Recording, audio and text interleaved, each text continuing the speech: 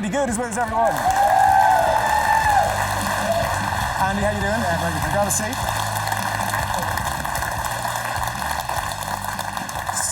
You're very welcome. Thank you. It's good to have some English representation on the show, I think. It's important. It's always nice to get a cheer as well. I normally get booed. If you don't mind me saying, you look about 20 years younger than I was expecting, Andy Goode. Full head of hair, which is beautiful. Yeah, most people retire. There we go.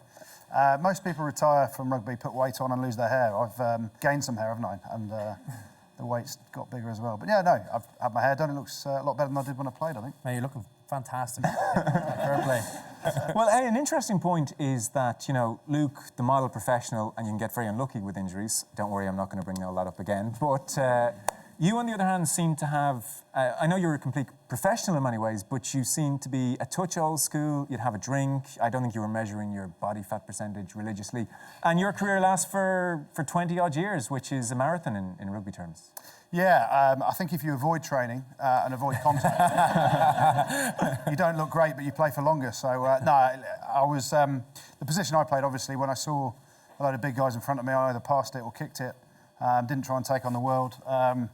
You know, I enjoyed my career. I always played with a smile on my face. I always had to have a beer after a game, win, lose or draw. To what extent has the having a beer gone out of the game completely now? I don't think it's completely gone, but it's obviously reduced massively. The last 3 months of my career when I played at Newcastle, I remember they hadn't won a game in sort of 14 games or something. All the boys are just protein shakes everywhere. And I said, hang on a minute, we've just won our first game of the season.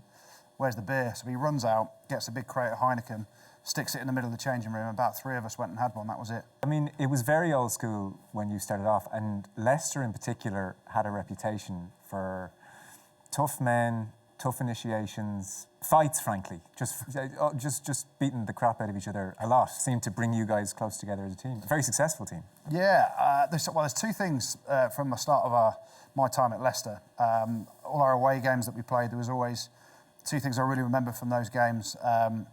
Firstly, most of the time we won, so it was quite nice. But on the bus on the way home, all the old guard used to sit at the back of the bus, and you had to have one opportunity as a youngster to try and get to the back seat, and you had to take any punishment on the way up to the back seat that was handed out to you. So Martin Johnson sat in the middle of the back seat, right. And there was no getting past him. You just took the punishment on the way up there. There were a lot of fists being thrown into ribs and took your beating, had to go once. And then I remember one time we got back to Leicester, we'd beaten Bath away, which was historically a massive rivalry for us.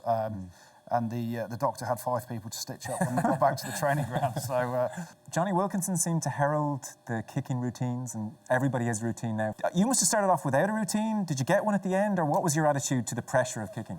Stick it on the tee, get your weight through it, and give it a good old welly. I just tried to keep it as simple as possible. Okay. You know, I didn't need a massive run-up because I had a fair bit of weight to get behind the ball at times. You know, Johnny Wilkinson used to practice on Christmas Day and things like that. Did you? No, I used to eat a lot of turkey on Christmas Day. He won a World Cup, I didn't. So.